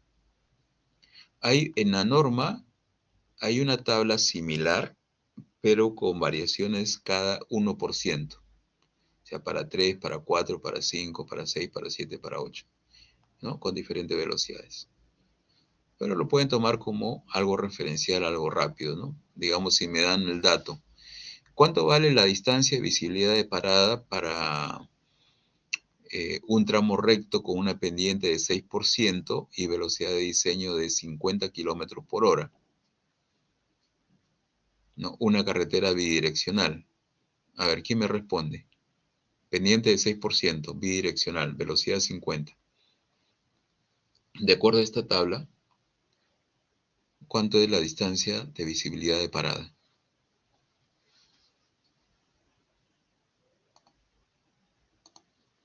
70 metros. 50, sí, 70, pues. Trabajaría con la pendiente en bajada, ¿no? Porque esa pendiente en bajada me da la mayor distancia de visibilidad de parada. Si hubiese considerado la pendiente positiva, saldría una distancia de parada menor. O sea, pero yo no puedo diseñar con esta distancia. ¿Qué pasaría si le coloco 60 y los vehículos están de bajada? Van a impactar con el obstáculo porque se necesitaba por lo menos 70, no 60, sino 70. Bien, por eso es que le digo, se diseña para la situación más desfavorable. Entonces ya con 70 me garantiza que si está de bajada o si está de subida, el vehículo va a tener la longitud adecuada para no impactar con el obstáculo. Bien. Entonces acá está el segundo caso que les estaba comentando, ¿no? Cuando un vehículo quiere adelantar, va a realizar una maniobra de este tipo, ¿no? Acá en esta figura, el de color amarillo es el que viene, ¿no? El que está apurado. Este color marroncito es el vehículo que va lento. Y en los verdes son vehículos que pueden aparecer, pero en sentido opuesto. Entonces, si está apurado, este conductor de amarillo se pega un poco a la línea media, verifica si se puede adelantar o no, si la señalización permite adelantar. Si le permite adelantar, observa a lo lejos si el vehículo que viene en sentido opuesto está un poco lejos, ¿no? O sea, hay espacio suficiente para poder adelantar. Si hay espacio suficiente, acelera, se mete al otro carril, avanza un poco porque este de acá también está avanzando, y luego ya calcula y ingresa nuevamente a su carril, pero ya rebasó a este vehículo 2, que está de color marrón, el número 2. Entonces regresa a su carril. Mientras tanto, el vehículo verde, que estaba a lo lejos, ha avanzado también un tramo. Y cuando el vehículo amarillo ingresa a su carril, el vehículo verde está en esta ubicación, ¿no? Entre los dos va a haber una distancia, así como hay una distancia que avanzó desde su inicio el vehículo verde, y el vehículo 2 también avanzó una cierta distancia, y el vehículo 1 avanzó una distancia inicial, ¿no? Cuando va a efectuar esta maniobra. Entonces, ¿qué es lo que nos dice la norma, ¿no? Para poder realizar esta secuencia de adelantar a otro vehículo en condiciones seguras, se necesita que tenga el tramo recto por lo menos una longitud igual a la suma de 1 más de 2 más de 3 más de 4. Eso es lo que nos indica. Si al sumar desde D1 hasta D4, un tramo de carretera tiene una longitud mayor o igual, ese tramo lo puedo utilizar como zona, o sea, lo puedo señalizar, ¿no? Como una zona donde los vehículos pueden adelantar de manera segura. Pero a diferencia de las fórmulas anteriores, estas distancias se han calculado en base a pruebas de campo. Ya no hay una fórmula exacta, normalmente son datos de campo, mediciones de campo, se han hecho correlaciones y se han generado algunas fórmulas que les dan los valores de 1, de 2, de 3, de 4 de manera conservadora, ¿no? Por ejemplo, para D1, ¿no? Que es una primera etapa, las pruebas de campo arrojan que el tiempo que se necesita para realizar esta maniobra de ingresar al otro carril varía entre 3.7 a 4.3 segundos y que la aceleración está en el rango de 2.27 a 2.37 metros por segundo al cuadrado. O sea, no hay un valor exacto, sino son rangos que se han tomado en base a mediciones de campo. Y con ello han establecido, por ejemplo, esta relación para hallar la primera distancia, ¿bien? Que incluye el tiempo, la aceleración promedio, la velocidad del vehículo y la diferencia de velocidades entre el vehículo que está avanzando un poco lento y la velocidad del vehículo que desea adelantar. Bien, ahí está una primera relación. Luego, en la etapa 2, para hallar esa distancia, que básicamente cuando ya el vehículo amarillo se metió al otro carril, avanza un poco para adelantar y luego regresa a su carril, esta segunda distancia, ¿no? Acá dicen, los trabajos de campo arrojan los siguientes resultados. El tiempo que el vehículo que está acelerando ocupa en el carril, en el otro carril, varía entre 9.3 a 10.4 segundos. ¿No? Y el vehículo que adelanta tiene en promedio una velocidad de 15 km por hora mayor a la del vehículo que está siendo sobrepasado. Entonces, con esos datos y correlacionando, plantean esta segunda relación para hallar la distancia de D2. Bien. Velocidad promedio del vehículo depende también de estos tiempos que han sido calculados. Esa es la distancia de D2. La distancia de D3 es la distancia a la cual se encuentra el vehículo que adelantó y el vehículo que venía en sentido opuesto. En ese caso, la norma americana recomienda considerar D3 en el rango de 30 a 90 metros como distancias seguras, ¿no? Entre 30 a 90 metros. Y finalmente, la distancia que avanzó el vehículo verde, ¿no? En la distancia D4, desde el momento en que el de color amarillo observó a este vehículo verde, avanzó una distancia D4. Esa distancia D4 propone que es una fracción de la distancia D2. ¿Cuánto? 2/3 de D2 para hallar este D4. 2/3 de D2. Entonces, si sumamos estas 4 distancias y además consideramos el efecto de la pendiente, ¿no? Ya hemos visto que la situación más desfavorable es cuando el vehículo está de bajada, tendríamos una longitud mínima para poder realizar la maniobra de adelantar. Entonces, se ha elaborado un gráfico que contempla estas relaciones y también la pendiente, ¿no? Positivo o negativo. Ese gráfico, que parece una parábola, es este de acá, la figura 20503, ¿no? Que se encuentra en la norma DG 2018. Es una gráfica que me permite calcular la distancia de sobrepaso, DA, ¿no? Distancia de paso o de sobrepaso. ¿Cómo se utiliza? Es muy fácil, ¿no? Por ejemplo, acá en el gráfico, abajo, si el vehículo se desplaza a una velocidad de diseño de 60, trazamos por acá una vertical donde corta la curva, nos vamos hacia la izquierda, nos va a dar un valor, que en este caso es más o menos 290. Esa es la distancia de sobrepaso. Es decir, si el vehículo va a 60, se requiere tener un tramo de unos 290 metros para poder adelantar en condiciones seguras. Ahora, también se puede, acá en la parte inferior, hay un cuadrito ya que es una especie de resumen, ¿no? Para una velocidad de 60, acá está el 290. Para una velocidad de 50 se requieren 228, bueno, acá lo han redondeado, ¿no? 230 metros.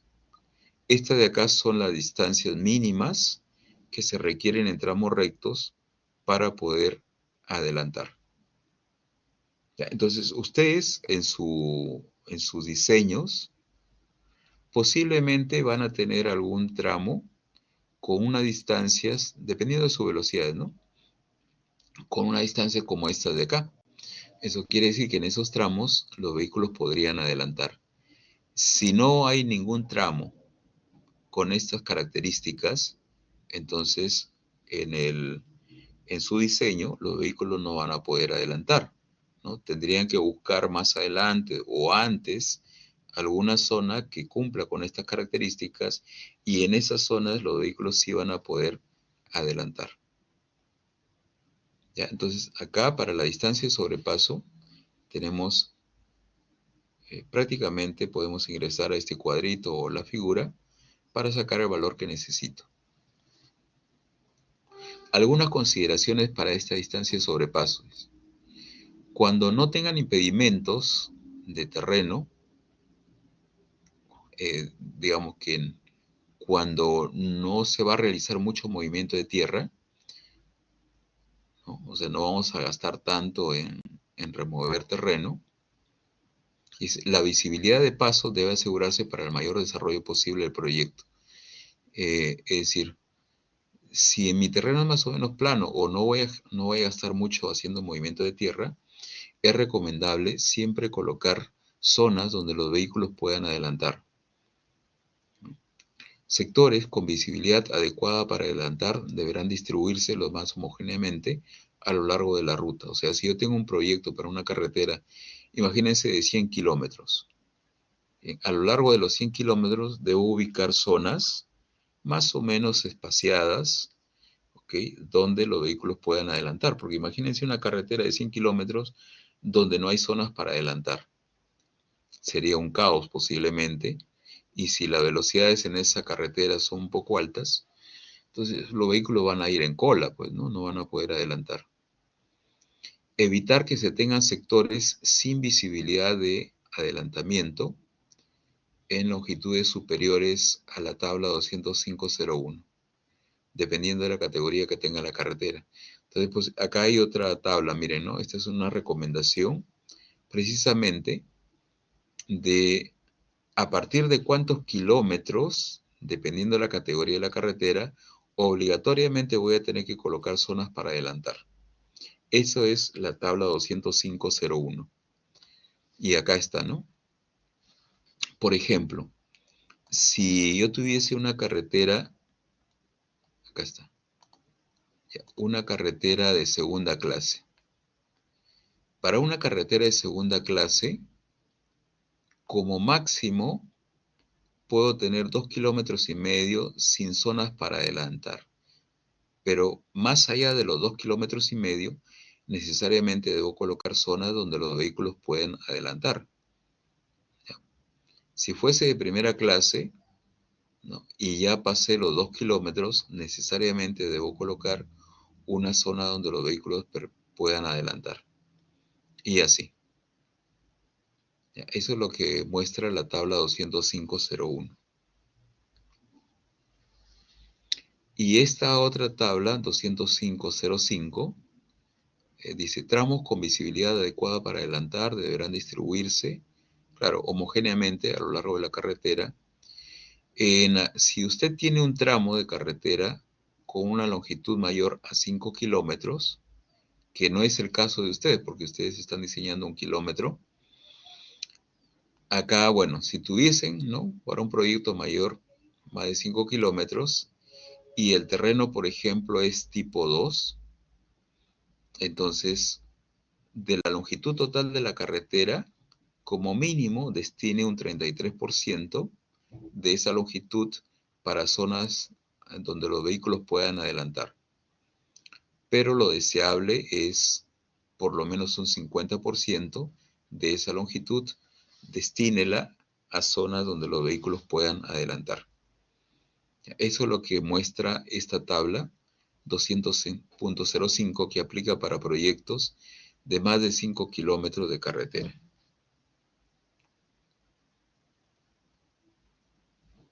Muy bien, entonces, esto que hemos visto hasta acá es la teoría para los tramos rectos. Distancia de visibilidad de parada y distancia de visibilidad de sobrepaso. Ahora, para concluir, la distancia de visibilidad de parada tiene que cumplirse en toda la carretera, obligatoriamente. O sea, todo tramo recto debe tener una longitud mayor o igual a la distancia de parada. Esta distancia de sobrepaso no es obligatoria en todos los tramos de la carretera.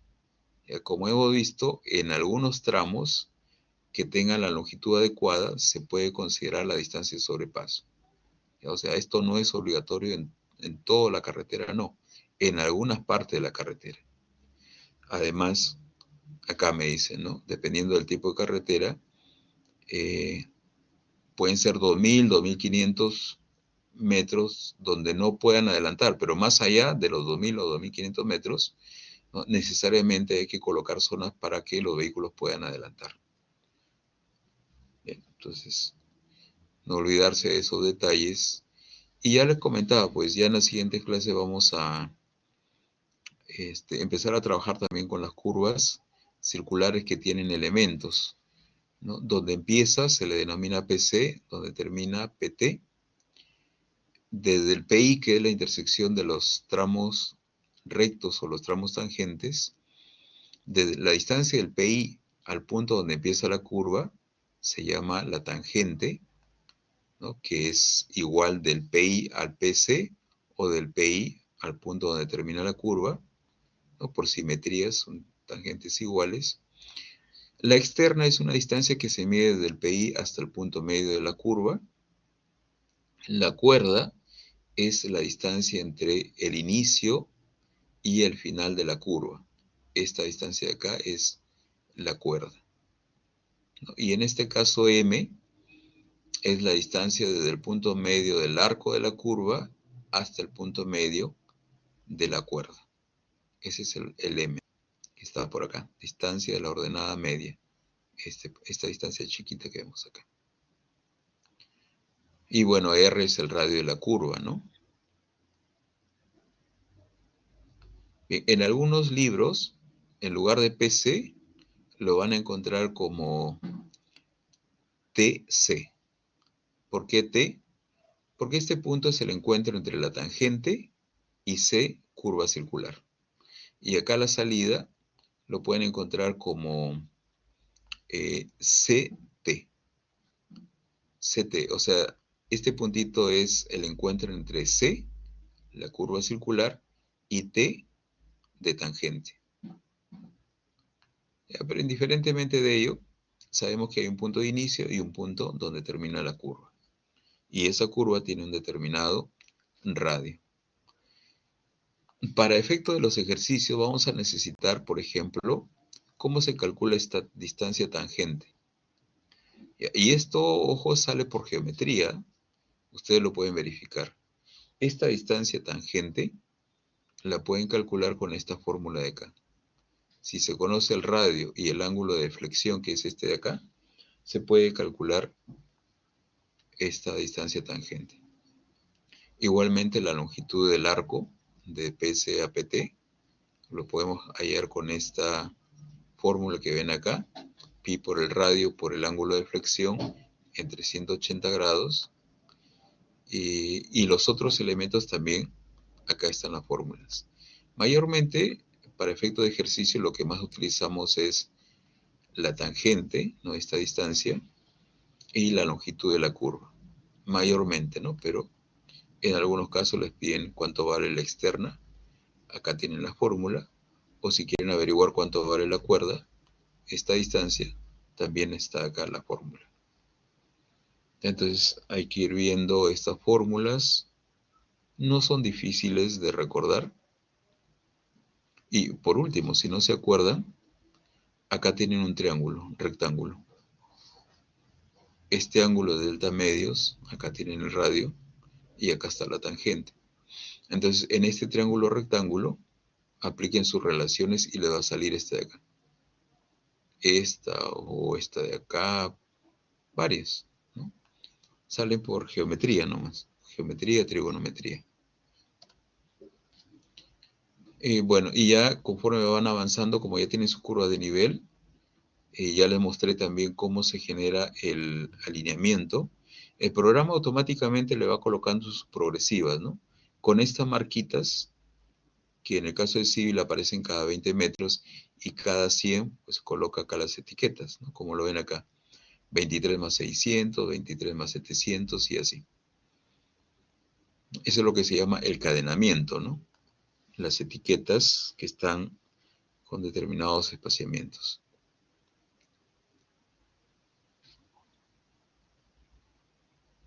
Entonces, el cadenamiento, o llamado también progresiva, se mide sobre la proyección horizontal. Bueno, en este caso estamos trabajando con proyección horizontal, ¿no? Tengo mi tramo recto, mi curva. Entonces, el cadenamiento siempre lo vamos a medir a lo largo de la ruta, en este caso de color negro, ¿no? Porque esa es la ruta por la cual se van a mover los vehículos. Por un tramo recto, después por la curva, después por otro tramo recto, y así. Y para cerrar, acá hay un pequeño ejemplo, ¿no? Si me dicen que el radio de la curva es 100 metros, y el cadenamiento de este PI, o sea, desde el inicio se ha medido a acá, a lo largo de la línea recta, la línea de tangente, ¿no? Se han medido esos tramos y hasta acá hay 6.300 metros, o sea, 6 kilómetros más 300 metros. Ese es el cadenamiento del PI, ¿no? No se olviden que el cadenamiento es una distancia que se mide desde un origen. En este caso, donde empezó la carretera, acá tiene este valor. También me dicen que el ángulo de flexión es 90. Entonces, si aplico la fórmula anterior para hallar la tangente, acuérdense, ¿cuál es la fórmula para hallar la tangente? Esta de acá, ¿no? R tangente de delta medios. R es 100. Tangente de 90 entre 2, tangente de 45 es 1. O sea, sería 100 también, ¿no? La tangente mide 100. Y si aplico la otra fórmula, me va a salir que la longitud de la curva de PC a PT es 157.1 metros.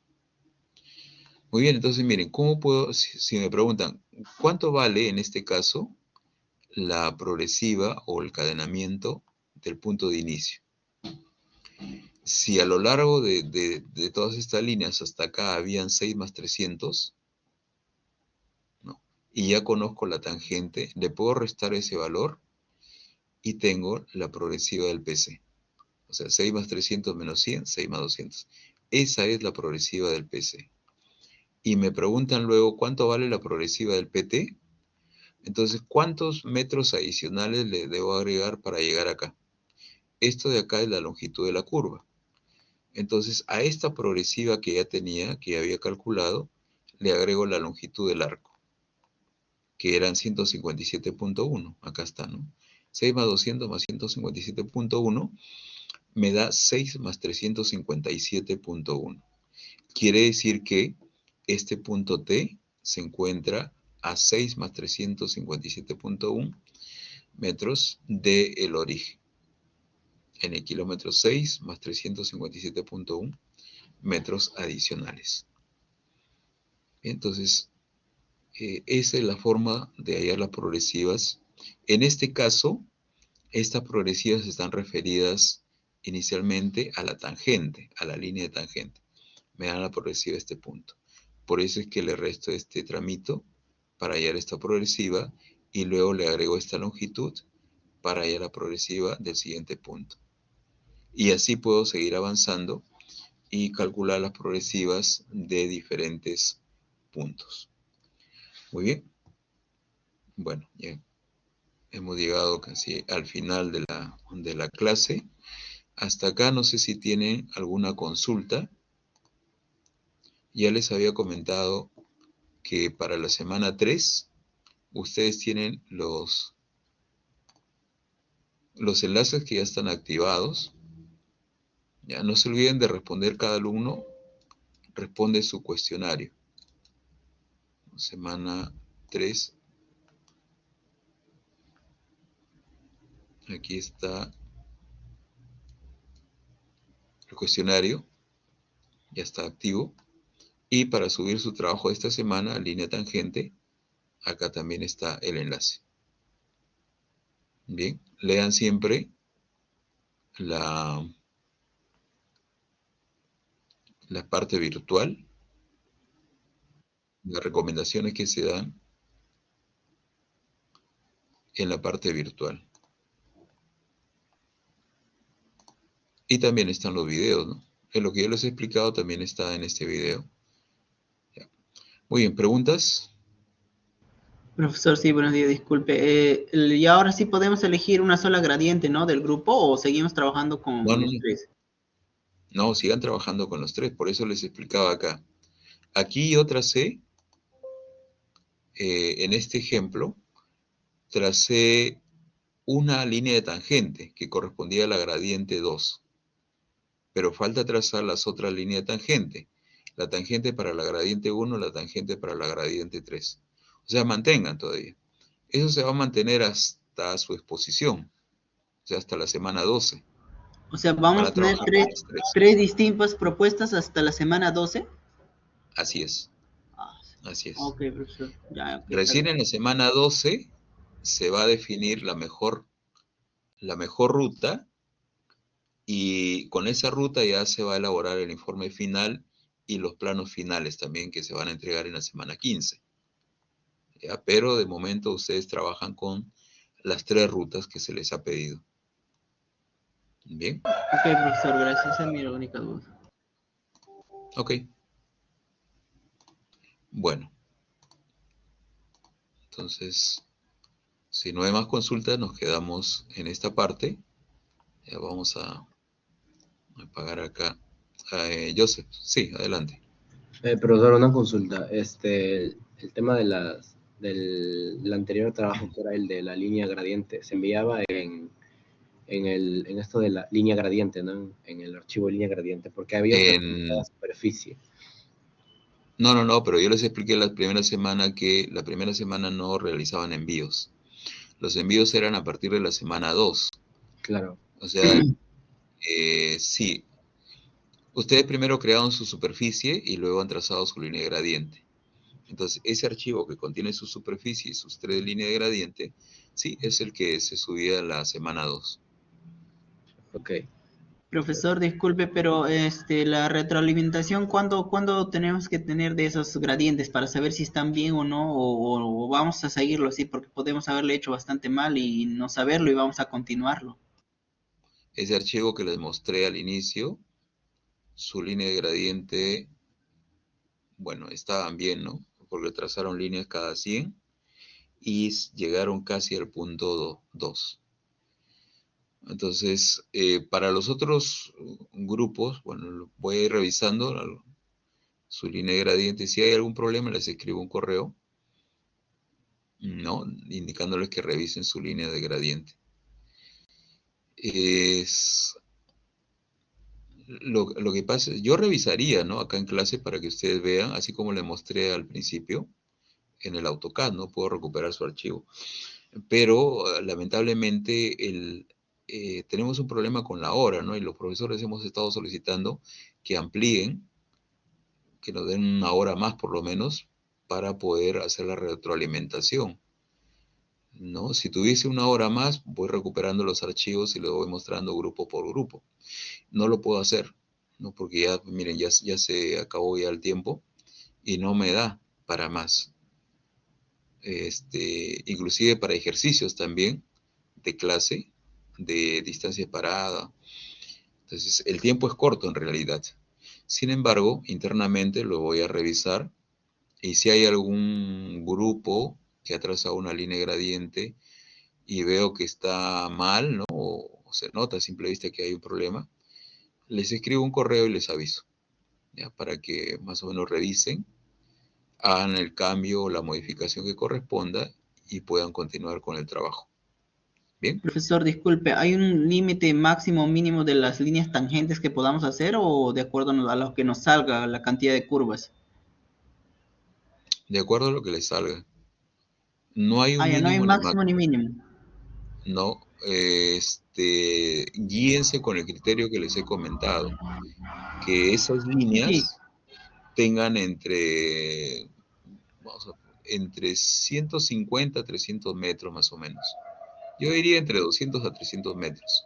Cada tramo de la línea de tangente. Ya. No es algo exacto, pero es más o menos una referencia. Claro, claro, está bien, profesor, para que cabe dentro, esté en este límite de tangente para que cumpla y también más adelante creo que se hace las curvas de transición, también creo que para que ingrese ahí, ¿no? Tiene que haber un espacio. Para que Sí, justamente. Ok. Justamente, esas distancias más adelante le van a permitir insertar los otros elementos. Las curvas circulares, las curvas de transición. Y cada vez el tramo recto se va a ir reduciendo, pero se va a reducir y le va a quedar una longitud que todavía cumple con la norma. Por eso es que estamos tomando tramos de 200, 300 metros, sabiendo que se van a ir acortando, pero con lo que me queda va a cumplir con la norma. No voy a tener problemas posteriores.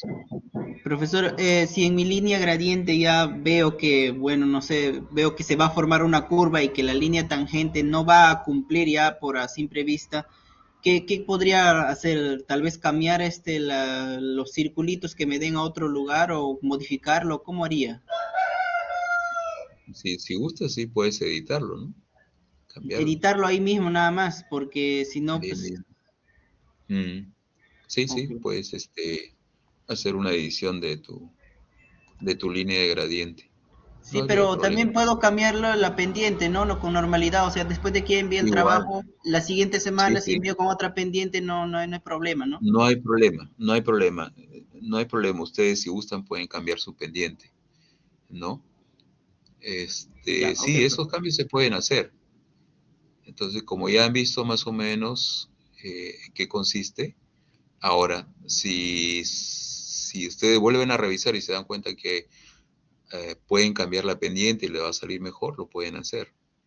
Entonces, subirían para la semana 3 su archivo, que va a tener posiblemente una línea gradiente un poquito diferente. No hay problema. No hay problema, profesor, con que haya trabajado con una sola pendiente desde el punto inicial hasta el punto final, ¿no? Porque usted mencionó, creo que podíamos variarlo con diferentes pendientes en cada tramo. Pueden variar. Este archivo que yo les mostré del grupo 2 ha trabajado con una pendiente constante. Y nosotros, nuestro grupo también ha trabajado para no tener más complicaciones más adelante porque va a salir diferente velocidad de... Pero eso depende del terreno, ¿eh? O sea, depende del terreno. En algunos casos no llegan al punto, entonces tienen que cambiar la pendiente. Ok, profesor, ok. No hay, digamos, una regla única. Depende del terreno que les toque a cada grupo. ¿Bien? Ah, ok, profesor. Ya, gracias. Entonces, teniendo en cuenta siempre la DG, entonces tratamos de adaptarnos, entonces cambiar pendientes o todo. Gracias. Sí, sí, sí. Bueno, voy a detener acá.